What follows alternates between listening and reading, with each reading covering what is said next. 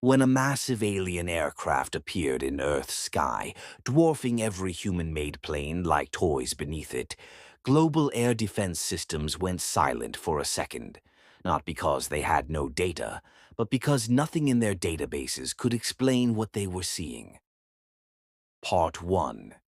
It started like any other day across the planet.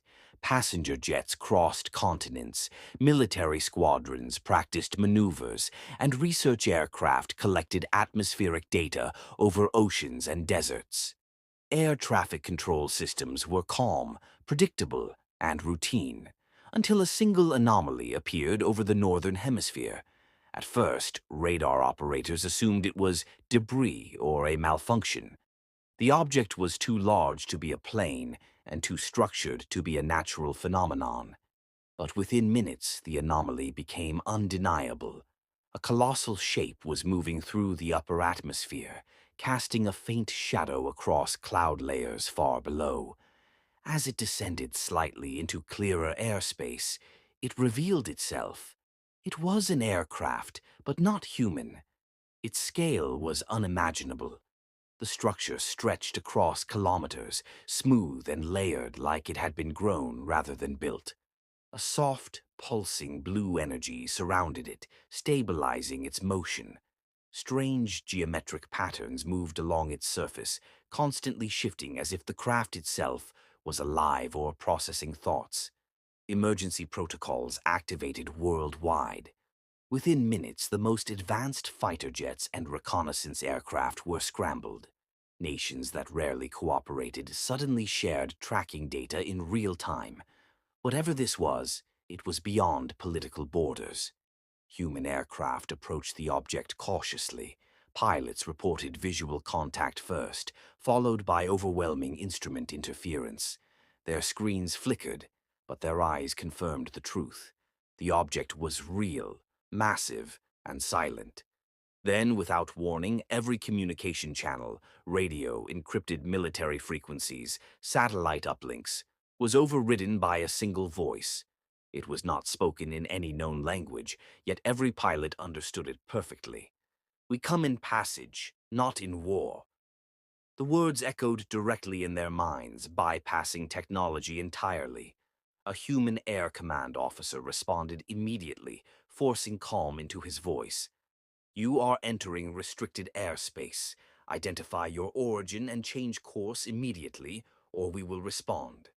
For a moment, there was silence. Then the alien craft responded again. "We cannot change course.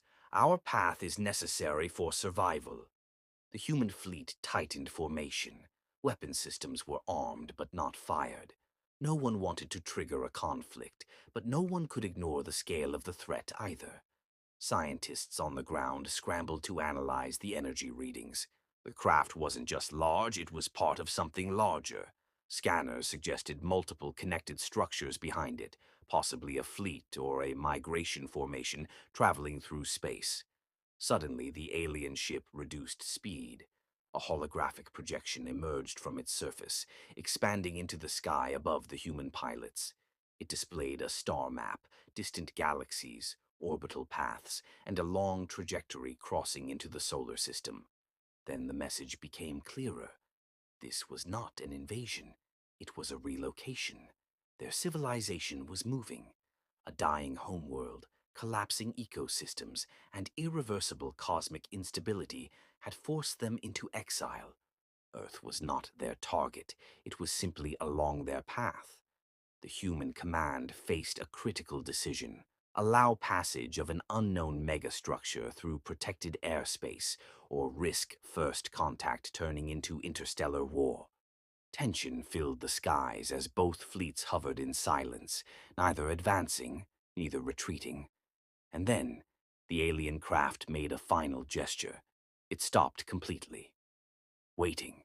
On the ground, emergency councils formed across continents within hours. Military leaders argued for immediate neutralization of the object. The sheer size alone meant that even a peaceful mistake could devastate Earth's atmosphere. Scientists, however, pushed for restraint. "This is not an attack formation," One lead astrophysicist insisted, "It's a migration vessel. If they intended harm, we would already be gone." Debate raged as radar systems continued feeding live data. The alien craft remained motionless in orbit, neither entering deeper into Earth's atmosphere nor retreating into space. It was as if it was waiting for permission or judgment. Finally, a global communication channel was opened. A human representative spoke first. "You are violating controlled airspace of an inhabited world. We require full transparency before allowing further movement." Seconds passed. Then the alien response arrived, again as a thought transmitted across every receiver, and human mind tuned into the channel. What followed was not just communication, it was memory. Images flooded through the link. A planet once rich with oceans and continents, now fractured and dimming under a collapsing star. Cities floating above toxic clouds, entire civilizations migrating in desperation as gravity fields destabilized. A journey that had lasted thousands of years, and then came their truth. They were not conquerors, they were survivors. A silence spread across Earth's command centers. For the first time since detection, the human side lowered its defensive posture slightly. The story was not just convincing, it was emotionally overwhelming in its scale. Negotiations began. Humans proposed strict passage conditions, designated flight corridor, no deviation, continuous monitoring, and immediate withdrawal after transit. The alien response was immediate acceptance, but there was one more request from the visitors. A warning. "Our passage may disturb your upper atmospheric layers. We will minimize interaction, but your skies may feel our weight." Humans agreed. Over the next hours, a corridor was calculated and broadcast into space. Fighter jets formed a distant escort perimeter, not as a threat, but as observers. For the first time, weapon systems were powered down instead of aimed. Slowly, the alien megastructure began to move. It passed above human aircraft at a respectful distance. Pilots reported something extraordinary, a feeling of pressure, not physical, but emotional, as if standing beside something ancient and intelligent. No attack occurred, no resistance followed, only passage. As the massive structure aligned with the agreed corridor, it released one final transmission. "You are young in cosmic time. You still believe you are alone. You are not. Remember this moment when fear tries to speak louder than understanding." And then, as quietly as it had arrived, the alien craft began to fade into the upper atmosphere, continuing its journey beyond Earth. Within hours, it was gone. But the sky was never the same again, not because of what was seen, but because of what was understood.